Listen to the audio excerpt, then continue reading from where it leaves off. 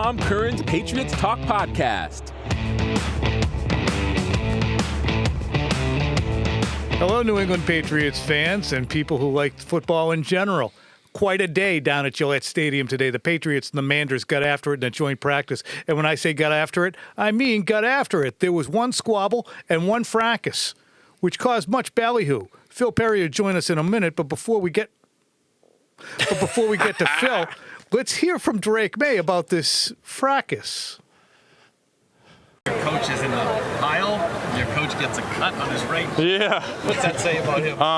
No, I think, like I said, that's what we're trying to build, I think. And it starts with the coach, starts with the head coach, the intensity, bringing it every day, taking no crap, when we're out there on the field. But also it comes at a time where with our guys offensively and getting over there and getting some tussles and kind of having some penalties and extra after the whistle can get us in trouble. But for mentality, I like it. I think that's what you want. I mean, I almost got in there, but I think maybe another day, maybe. So we'll see. What happened? Have any idea what started? It seemed like Jayden Daniels might have been a foul. Yeah, I think pass pro. I think it's physical. It's a physical game. It's a man's game, and things happen out there. I'm not sure if anything on this field happened, but I think there's a time where obviously you don't want to come out here and fight and get in trouble, but at the same time you don't want to back down from nobody. So I'm sure coach will kind of preach we can't have that, but at the same time, kind of in the back of our minds. That's kind of how we want to play. The intensity and kind of when the whistle's going, play hard, and the whistle stops, get off and get away. All right, for people out there looking for symbolic value in this fight, there you got it. They're intense. They're going after it. They're feisty. They're all about it. They're ready to throw it in any hand. They're not going to back down from anybody. Here's somebody else who won't back down from anybody. It's Phil Perry, one of the biggest, most sculpted NFL writers really on the any beat in America right now. He's really taking terrific care of himself. And Phil, I think the people are going to be giddy about the fracas. There was a video of Zoe just hopped up. Fights happen in training camp. Sometimes I think they're a little bit of canned laughter. Okay, it's just arranged, but we wouldn't know anything about that on this podcast. Canned laughter. Good point. I don't think Jeremy's back there right now to hit the canned laughter noise. But symbolic value of the fight. What's that tell you? They're ready to go. They're ready to get after it. I mean, they're ready to grab hold on now. Steal some souls. Hold on now. How often you get a head coach that finds himself in the middle of the thing? That to me is, we know he likes to get involved. Is this a case of a 49-year-old, almost 50-year-old, will be 50 next week guy doing a little too much? Joe Mazzulla would have caught a hell of a lot of hate. Oh, no question, right? But with Vrabel, and I get it. Listen, I found it entertaining. And he comes out, emerges from the pile, bloodied cheek. I did see him dive into the fray. I didn't necessarily... Not a lot of pads on the coach either, so that's not the greatest. No pads. Talk about making good decisions. Was that a good decision? I don't know. But maybe he feels as though what it will do for his team and the fact that he could show them that after practice and say, guys, if you ever are wondering if I've got your backs, I might be hard on you. I might grill you in the meetings. I might tear you a new one after you make a stupid play out on the practice field. But at the end of the day, I do have your backs. And this is Exhibit A. And that's where I say, okay, are we doing this stuff for effect or because we're really that guy? And I think that Vrabel really is that guy. But if it dawns on you, this will play well in the locker room, then it loses a little bit of its snap for me. No, it all happened too fast. There's no way that could have been premeditated. Okay. What happened was Travion Henderson is executing a pass protection rep. It sounds like, I didn't see this portion of it. I saw him start the block. I did not see him finish the block. It sounds like he might have done a little extra or he was just that physical at the end of the rep that the Commanders defender took offense. This just so happened to take place about 5 feet from Mike Vrabel. And so when my eyes moved back towards the line of scrimmage, I saw Vrabel dive in like a UFC referee trying to physically separate two guys pummeling each other. That's important for people to understand, too. He's separating. He was trying. That's how it felt to me. And I think that, I'm sorry, I'm interrupting, but I do think that's worth mentioning. He's fixing a fight that's going on. I think he felt as though, okay, this is obvious. This has already gotten out of hand. There's two guys rolling around on the ground out here. I'm going to try to dive in and stop it, which most coaches would say, oh boy, here we go again, and they'd start backing away until the thing resolved itself. Unfortunately for him, he wasn't the only one who jumped in. There's about a dozen guys there a half a second later, and he's at the bottom of a pile of what looked like 10 people. And, I'm not surprised. He's probably lucky the only thing that happened was he got a cut on the cheek. Well, you know what? If you need just symbolic value, you just got it. You got it right there with Mike Vrabel at the bottom of the pile. He's going to bleed for you, and he's a good coach. And the Patriots, more importantly, because I'm all about the football. I don't care about the fracases, the brouhahas, the hullabaloos. That's right. That's not for me. The hoopla. Tommy football. What I want to talk about is the football. And Mike Vrabel's football team showed a lot of fight, especially on offense. And we're going to go to Drake Maye and not Antonio Gibson, just Drake Maye. Drake, how did your guys look today? Was it capable offense for the first time? You running Josh McDaniels' team and offensive scheme against an opponent that you don't know? What did you like about what you guys were able to do today offensively? And just felt like you guys were in a pretty good rhythm this time. Yeah, I thought it moves well. It was good. Playing against another team. Having all our guys out there and kind of getting the rhythm. Build some plays together and move the ball. I thought we, did some good things offensively and wish we would have ended it better. Tip ball down there, but hey, that happens. That's football, and that's why you practice those. But overall, I was proud up front. The guys up front, they battled hard. So I'm looking forward to getting things going as we get into Minnesota and Friday night. So. Do you feel like you're leaving the field today and saying, all right, that went fine?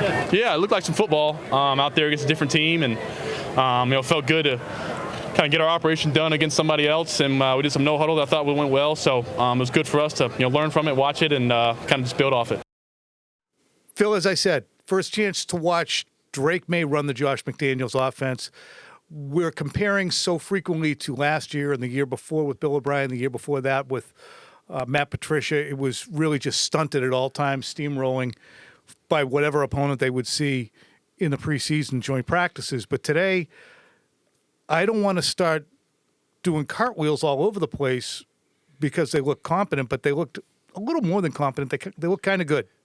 I thought they had a very good practice today, and I thought they more than held their own against a team that just made the NFC Championship game on both sides of the ball. I thought it was one of the better days for the Patriots offense, even though there were a couple of sloppy plays mixed in. There were a couple of drops, one by Travion Henderson, one by Pop Douglas, both off the arm of Drake Maye. Good throws on both of those. I thought Maye in particular, Tom, was really accurate over the course of the day for the most part. Couple of misses maybe to Matt Collins, but he seemed to have command too, which to me matters in a joint practice because you're not always sure of what you're going to be getting from the other side. So for him to be able to get to the line of scrimmage at times and be able to alert a play, means we're going to the second play in the huddle, or to be able to use hand signals, back away from maybe an under center snap. Now he's in the shotgun and he's making signals to everybody else on the line of scrimmage, change the play and have it be a productive play, which we saw on multiple occasions today.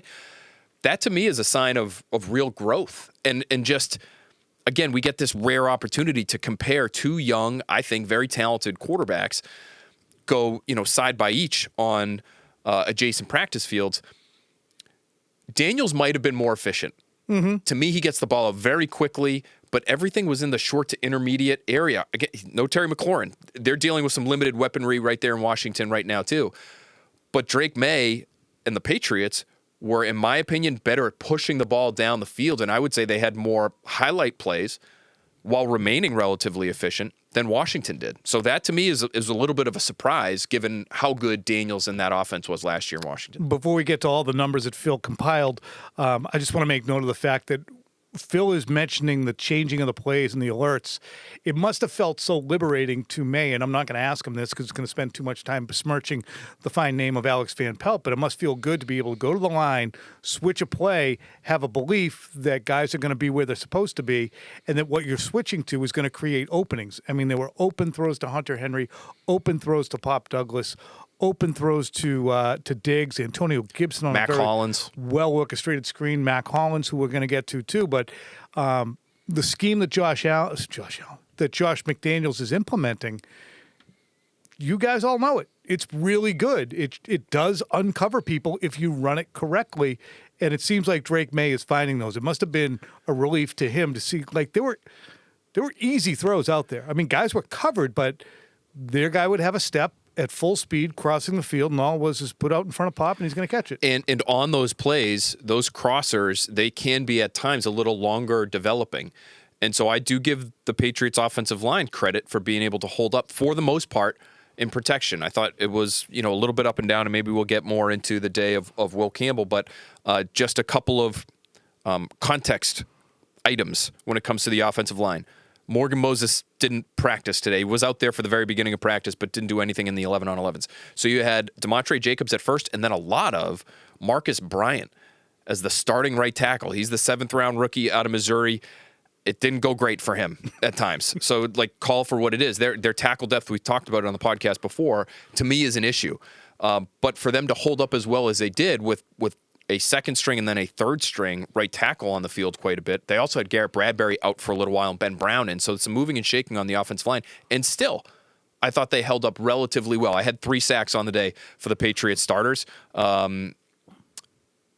But I thought for the most part it was actually, given the number of 11-on-11 snaps they had, Tom, I thought that was a pretty good performance for them. Some of the interesting plays from Maye, he had a sidearm throw to Pop Douglas early in the practice in which he was semi-flushed, and as he moved out and up in the pocket, he found Pop Douglas dropped down, kind of looked like a shortstop throwing not to first base, but kind of just hustling it over to second for the force. It was really a nice athletic play, and it was right on the hands. So showing that he can change the arm slot and not get wild. He dropped in 2 passes that Phil just mentioned one of them. One he dropped in perfectly to Travion Henderson. Just a tough angle for Henderson. He was kind of running out of the backfield, looping and then going straight. He had to kind of Willie Mays it right over his head and wasn't able to come up with the throw, but it could not have been more perfectly placed. Same thing with Stephon Diggs, who was not able to extricate himself at the line of scrimmage, but there was only one place Maye could throw that ball, was inside the 20, and he was just throwing inside the pylon.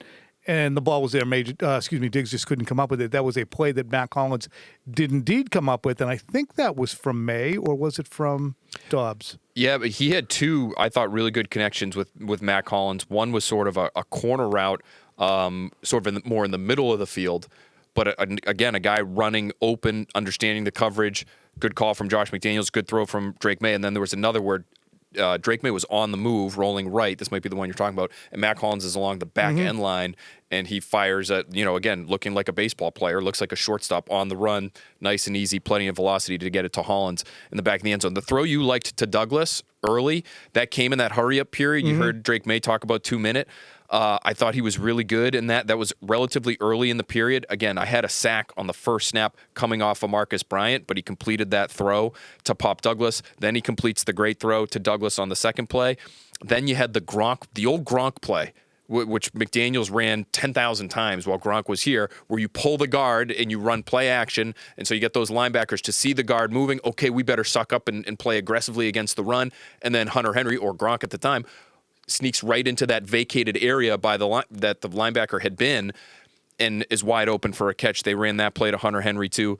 And then they were able to draw. Maye was able to draw. Again, it's hurry up, so the defense is scrambling a little bit. They might be a little bit tired. They're able to draw Von Miller offside for like a neutral zone infraction type of penalty. So they looked like a well-oiled machine, quite frankly. Again, outside of the third-string tackle giving up a sack, the guys that are going to be out there when the games matter looked pretty good. Yeah, and there's no real caveat to attach to this. It's not like they weren't trying. It's not like Washington didn't put out its ones. It's not like it wasn't ones versus ones and guys making an effort to try and win the reps. Phil, you got the numbers on Drake? I do, yes. I had him as 14 for 19. Generally speaking, I don't count completions or incompletions when there's a clear sack on the play. So you'll see some other different numbers out there. But I had him 14 for 19, and 2 of those incompletions, Tom, of the 5, were clear drops on good throws. And so, again, I thought he was really accurate in the ability to push the ball down the field. I thought, personally, was better than what Washington showed. They really tried one deep ball the entire practice. It was to Deebo Samuel. He was in triple coverage. Probably not a great idea, and ended up falling incomplete. But I thought the Patriots offense was a little more explosive. Call for what it is. I thought offensively, Washington did a good job of sort of stressing Patriots' edges defensively. So they probably would have had some big runs, Tom, on the edge that is something that Mike Vrabel is probably going to want to get cleaned up. But I thought as pass rushers and in coverage, for the most part, the Patriots defense was really up to the task. Yeah, we're going to hit the defense in just a minute in that pass rush situation. But I do want to talk about some of the offensive standouts. That's Pop. It's absolutely clear he's kind of the hub of the offense in a way that Diggs probably won't be. Diggs is going to get his catches, but I think if you look by the end of the year, who's going to get more targets and opportunities to handle the ball if he holds up, that'd be Pop Douglas. He was active. Mac Hollins is going to give you a 6'4" receiver that the Patriots haven't had. Again, you're hopeful if you're a Patriots fan that he stays somewhat durable and can make some plays. He's not an upper echelon player. He's not a, Julio Jones. He's not Neither one of those. He's not Julio Jones out there, but he's a bigger guy and he uses his body well. He's like a half a tight end. And we should also mention the fact that Will Campbell had what I considered a chaos-free, highly capable, workmanlike, you wouldn't even notice him if you didn't have to look at him, left tackle day. Yeah, and I do want to point out, the sacks that I talk about, I had the 3 sacks I had were Von Miller on a stunt. So he initially aligned actually over the right tackle and ended up coming up the gut. So maybe a little miscommunication there by the interior offensive line for the Patriots. I had DeMontre Jacobs giving up a sack, and then soon thereafter was the Marcus Bryant sack. Now, I do think there were a couple pressures probably, Tom, off of Will Campbell's side a little bit later in the practice. It felt like maybe they were throwing some different things at him in terms of speed to power and then maybe getting it using whatever he might have been doing in terms of bracing for that power to get around him. I thought I saw just a little bit more penetration coming off the left side, but nothing so obvious that you say, oh boy, Drake May would have had his head taken off there. Oh my God, like you can't let that happen on the blind side. It just wasn't that kind of day for him. And I thought, and you watched closely in the one-on-ones, even in the one-on-ones, which to me, a lot of times does benefit the defense. They know what's coming. They know they can use whatever move they want. There's only 2 of you out there, so they can go inside when, like, you're playing left tackle, Tom. If I'm a left tackle, usually I'm going to have a guard inside of me. And so, like, I know I have some help there, which you don't in the one-on-one situations. So to me, that is sort of edge to the defense, generally speaking. But I thought he did, based on what you were telling me, pretty well in that spot. Yeah, one of the nice plays that he made was it was an inside swim move. He was working, obviously, off the left, so the guy's coming out. He started right, swim move This over. was Dietrich Wise, right? I don't know if it was Dietrich. Okay. But they were way the hell down the other end with the entire team standing in front of us, so I'm watching through the spy glasses. Either way, it was a big fella, and when he did the swim move, his arm was up around like 15 feet in the air, so it was a huge fella.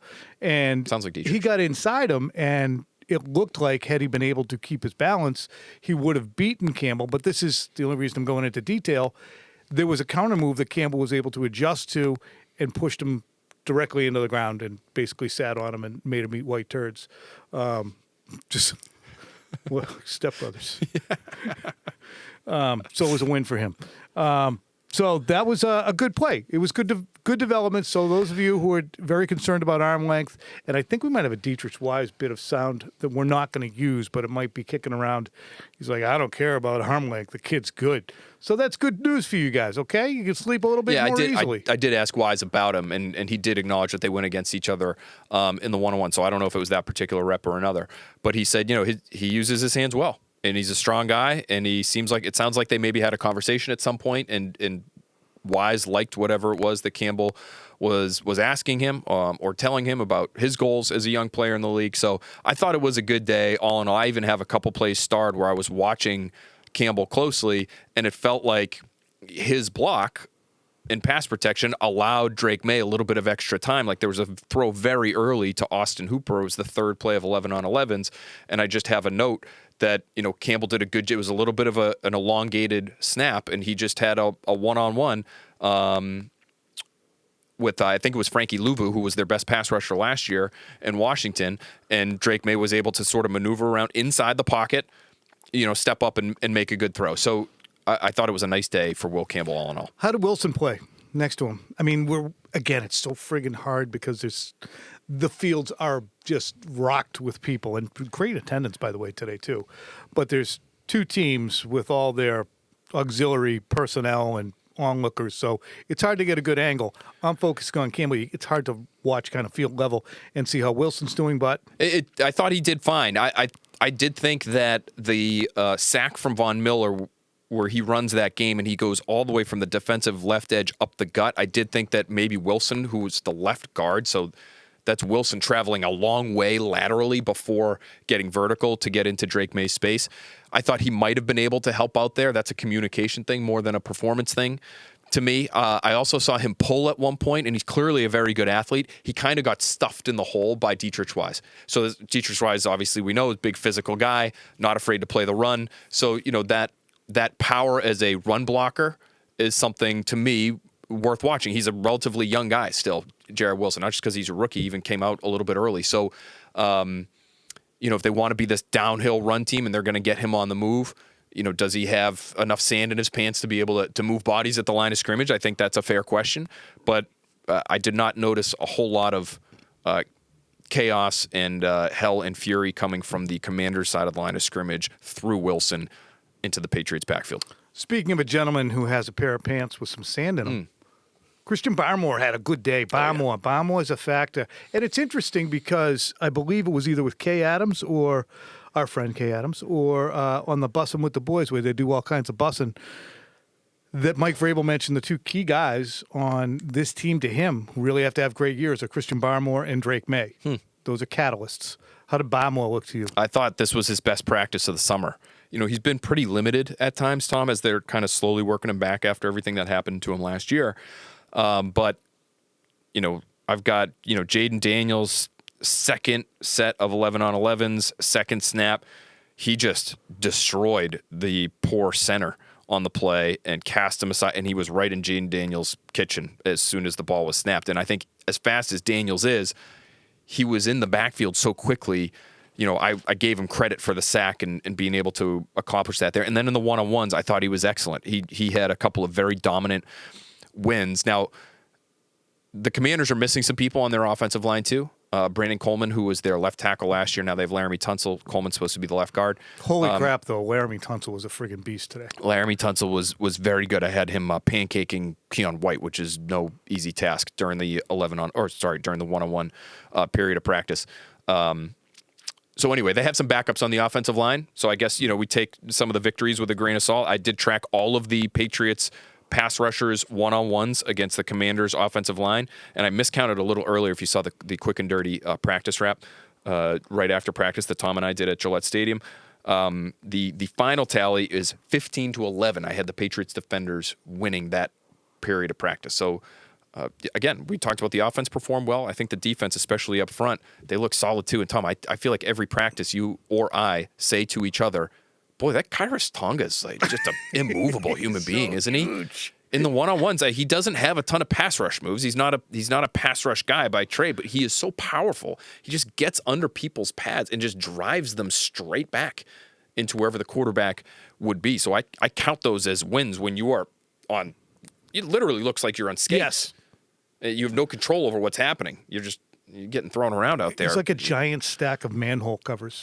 Well, because he's not that tall. There's nothing they can get into him. He's not a tall, No. and I think it helps him. I think it gives him leverage sometimes to be able to kind of get up underneath him and just forklift him out of there. Pass rush. The Patriots' pass rush is a concern for me in general, and I don't know if it was outstanding today or not against Jayden Daniels. I didn't feel like it was. I mean, you mentioned the Barmore one. Yeah, the Barmore one was a clear win, and I thought Harold Landry actually had a couple of good snaps where you would have given him credit for pressures. But the ball's out so quickly with him, Tom. It's almost Brady-esque, just how willing he is to throw the quick out or to throw the little flare to the running back out of the backfield because he knows it's going to be open. And so I give him a lot of credit. He to me, clearly knows what he's looking at. He understands this offense. He's processing things very quickly. And so, like I said earlier, I thought they were efficient against the Patriots defense until the very end. And I don't know if you want to get to that red zone period at the very end for both the Patriots and the Commanders, because I thought that was entertaining. But like a lot of completions, but I think a lot of completions that if you're Mike Vrabel, you'd be okay with. pick up 4 or 5 yards along the sideline. There was just not a ton down the field. They did hit Zach Ertz, the tight end. It's unbelievable to me. He still looks like a pretty good player. But he gets off the line fast and he catches everything. So those were really kind of the chunk plays, were probably 12-yard gains to Zach Ertz right in the middle of the field. But outside of that, I thought they did a good job of limiting the stuff vertically. All right. So Patriots will be off tomorrow. Just a few more housekeeping things. Stephon Diggs was not at the outset of practice on the field. He appeared later on. Understanding, Phil, is? Yeah, my understanding was that was pre-planned, and they're trying to, limit some reps for a veteran guy. So nothing apparently physically going on there. Morgan Moses, Phil alluded to it. He was out there at the start of practice, didn't partake. Same thing with Carlton Davis. Out there running around. He had the little waffle thing on the top of his head as if he was ready to play. He never played. How'd the corners for the Patriots stand out? I think DJ James and Alex Austin continue to be their top two, and they were not bad. They were not bad, and I had a pass breakup for DJ James in one red zone period, and then at the very end, it was sort of Alex Austin's time to shine. They gave both teams a chance to attack in the red zone, and when it was Jayden Daniels and the top Commanders' offense's turn, they had a couple of completions. Again, very quick to the sideline types of plays. Take a profit, can't go broke taking a profit types of throws. But then when he had to try to get it into the end zone on 3rd and 4th down, he targeted in Alex Austin's area in the back left corner of the end zone. That one ends up going out of the end zone and incomplete. Good coverage by the Patriots defense. And then Alex Austin actually broke up the 4th down attempt for Jayden Daniels too. So nice job by, Alex Austin. I've said it before. I'll say it again, Tom. To me, he's a very, very capable backup. Mm-hmm. If Carlton Davis is going to miss 4 or 5 games every year of his career, and you need Alex Austin to play 4 or 5 games, I think he's well suited for that. You wouldn't want him, in my opinion. You'd rather have the other guys playing as many games as humanly possible. But as a third guy, is a good guy to have. All right, Patriots will play, or at least Mike Vrabel says that everybody should be prepared to play on Friday, and it would be interesting to see if they do play these guys, because when you have the amount of buzz that your team has created, and you're going to have 45, 55, hell, they're going to get 60,000 people in there. Oh, they could. They got the Brady thing. Potentially. So if you're going to have 60,000 people in there, might as well do the people a solid after 6 seasons of and put your new guys out there. Put your Drake Maye out there. Give them a couple of reps. Just get rid of the ball, Drake, once you're out of there. But we want the kids to be able to say, I saw Drake. So wouldn't be a bad idea to get them out there. Expect some of those guys to play on Friday as well. And that about wraps it up, Phil. We got no access tomorrow. I was just thinking of the preseason game last year. I don't believe we saw Jayden Daniels at all. So I wouldn't necessarily expect him if they're going to use him in the same way this time around. But maybe we get a little Drake Maye. Maybe we'll get a little Drake Maye. All right. I hope you guys got a little Phil and Tom and enjoyed it. It's a half an hour. We did a half an hour program here. We'll talk to you again. We're going to talk Friday after the game? Probably ought to, huh? Sure. Let's do that. Yeah, because I got an early tea time Saturday. No, I don't. I have a 2:30 tea time Saturday. Good to know. We'll do one Friday.